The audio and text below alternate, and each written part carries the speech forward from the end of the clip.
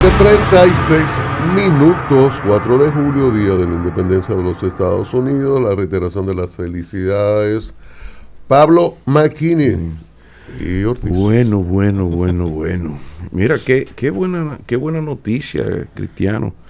El hecho de que el CONEP esté muy claro en la necesidad de todas estas modificaciones del pacto fiscal.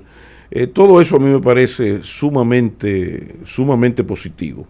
O sea, el CONEP ha participado y como que ha puesto las cosas claras de que ellos están dispuestos a aceptar, cuáles son los puntos importantes. ¿Y por qué yo me detengo a esto del CONEP? Bueno, porque el CONEP es de alguna manera el gran representante del sector privado. Entonces tú al CONEP te es fácil o relativamente fácil tomarle la palabra.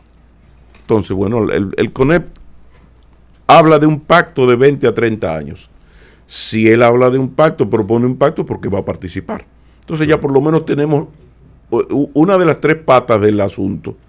Está garantizada su participación. Pero también me gusta saber que los señores empresarios pusieron ahí un apellido importante. Es como cuando tú dices José Brea Landestoy. Entonces el Landestoy es importante porque ellos hablan de un pacto para el crecimiento económico. Va bien, ¿no? Con bienestar social. Y ahí es que está la naiboa. Porque el problema es que aquí hay demasiada gente que solo come carne en estadísticas. Aquí hay demasiada gente que los beneficios de este crecimiento de los últimos 50 años y de este liderazgo y de la séptima economía y todas estas cosas, solo le llegan las estadísticas. Entonces ahora hay que hacer una reforma fiscal y todo lo que se haga, ese gran pacto del que habla el CONEP, tiene que hacerse a partir de el bienestar social, la justicia social. Ya los elementos, qué bueno que también los tiene muy claro el CONEP. ¿Cuáles son esos elementos? Bueno, tema eléctrico, educación, empleo, salud. Hizo énfasis en recordar lo de la atención primaria, que todo el mundo esté de acuerdo, pero no se aplica. Una cosa chulísima, ¿eh? Recientemente en el listín se reunió la gente de las ARS, el sindicato de ARS, bien, ¿eh?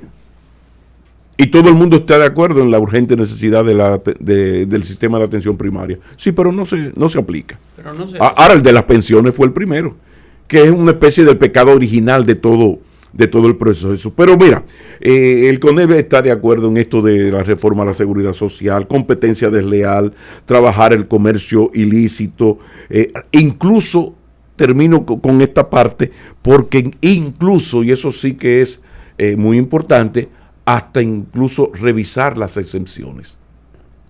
Y eso me parece que es sumamente interesante. Pero lo que quería hoy comentarles es que recientemente salió el Digital News Report del 2024, la edición número 13, y que se basa en datos en 47 mercados de 5 continentes, sobre esto de los medios de comunicación, del mundo digital. Y hay unos hallazgos, unas conclusiones que la verdad es que generan mucha preocupación. Miguel Franjul escribió un artículo magistral donde decía, el periodismo está en apuros. Y la verdad es que está en apuros porque incluso a esto de la incertidumbre del negocio se ha añadido ahora un elemento nuevo que es lo del hartazgo del lector. El hartazgo del lector quiere decir que ya hasta los psicólogos recomiendan a la gente tratar de consumir menos noticias. Que eso es importante, ¿no? Wow. Entonces, ¿qué dice el reporte? Primero, que hace referencia a lo de la inteligencia artificial. que es otro elemento a tomar en cuenta. Pero, por ejemplo, entre los hallazgos muy importantes está que el epicentro del consumo de noticias en video se da en las plataformas y no en los sitios web de los medios de comunicación. El 72% de las noticias que se consumen, la gente las consume en las plataformas digitales, pero no en las plataformas digitales del Listín, de Diario Libre, del Día, del Hoy, sino en plataformas digitales que no tienen que ver con el periodismo tradicional. Y la relación es de 72 las plataformas y 22 los sitios web de los medios. Entonces, esto ya no lo digas muy duro, importante, esto no, importante esto porque estos no son opiniones de uno, sino son datos de prácticamente todo el mundo. Pero, por ejemplo, apenas alrededor de una quinta parte menciona sitios web o aplicaciones de medios como principal fuente, lo que representa, atención, una caída de 10 puntos porcentuales con relación al 2018. O sea, en apenas 6 años se han perdido 10 puntos. Eso es mucho. También dice que al examinar las fuentes de noticias a las que el público presta más atención en las plataformas, observamos un foco cada vez mayor en comentaristas, partidistas, influencers y jóvenes creadores, especialmente en YouTube y en TikTok. El futuro era ayer. Pero hay otro elemento para preocuparnos y ocuparnos sobre todo.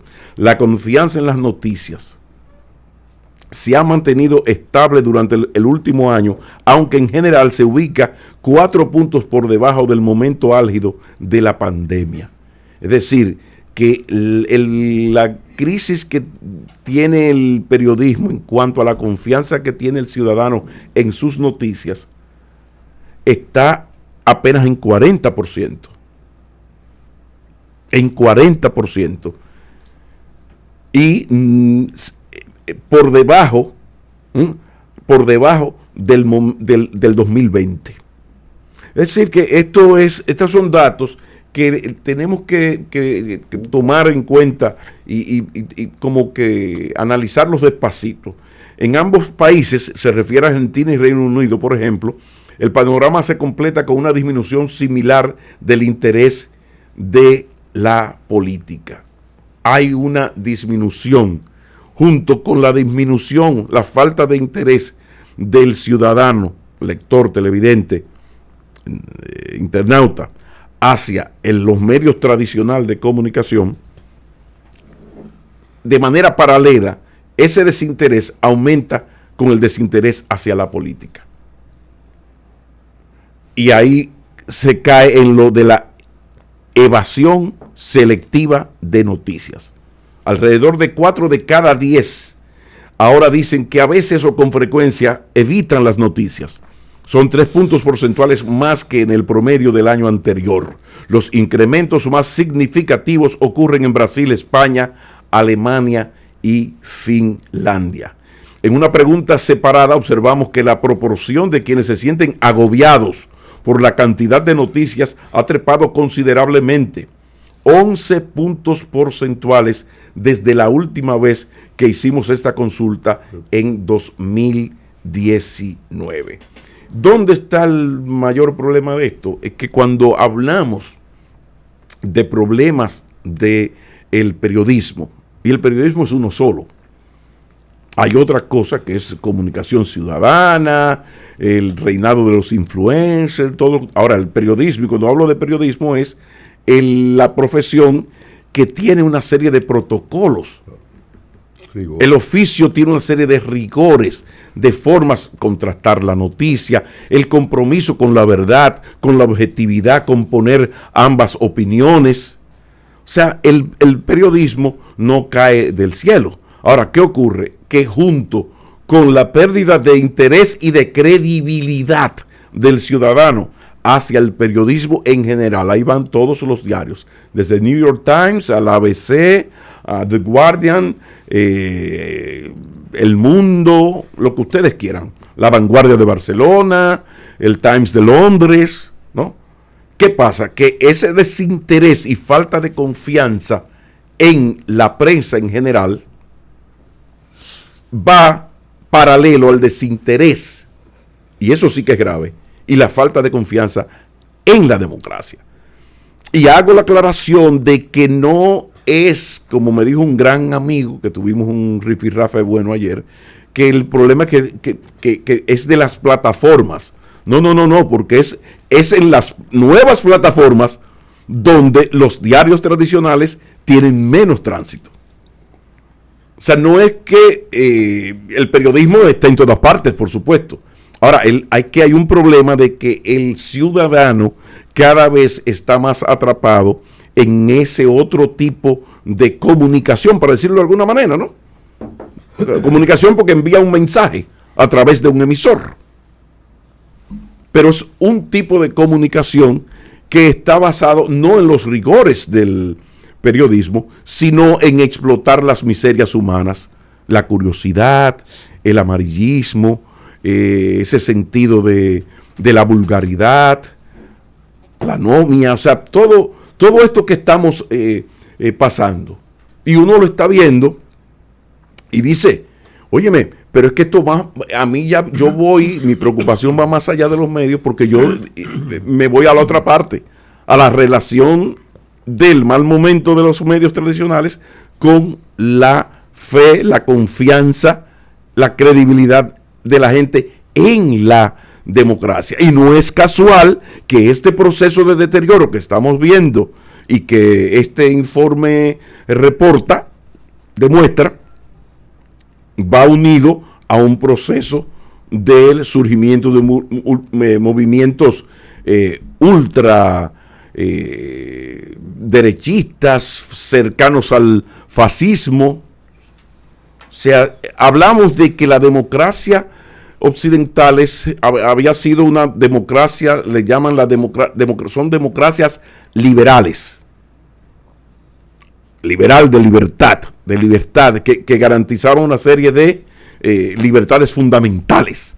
Ahora están surgiendo unas democracias iliberales, le llaman, que es la que van ocurriendo en países de izquierda o de derecha. Por ejemplo, lo de Venezuela o Nicaragua, para irme a la izquierda, son democracias iliberales.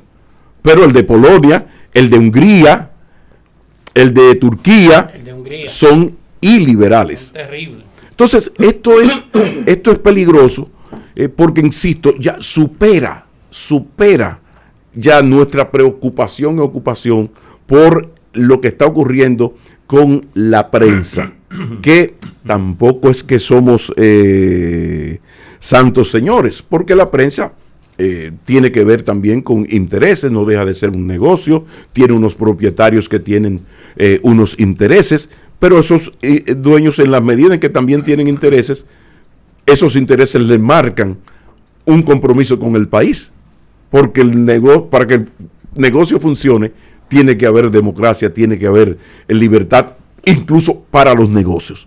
Pero creo que este reporte es sumamente valioso. ¿De dónde, de cuándo el reporte? Sí, esto es, déjame ver, es el del año 2024.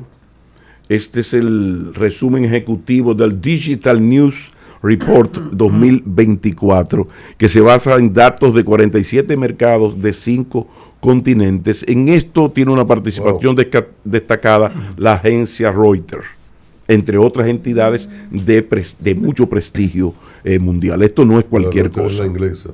Esta es la 13ª edición e insisto, creo que esto hay que tomarlo con pinzas, verlo despacito, porque hay un vínculo entre periodismo. Bueno, más de una vez se ha dicho que decir periodismo y decir democracia y prensa libre es una contradicción en los términos.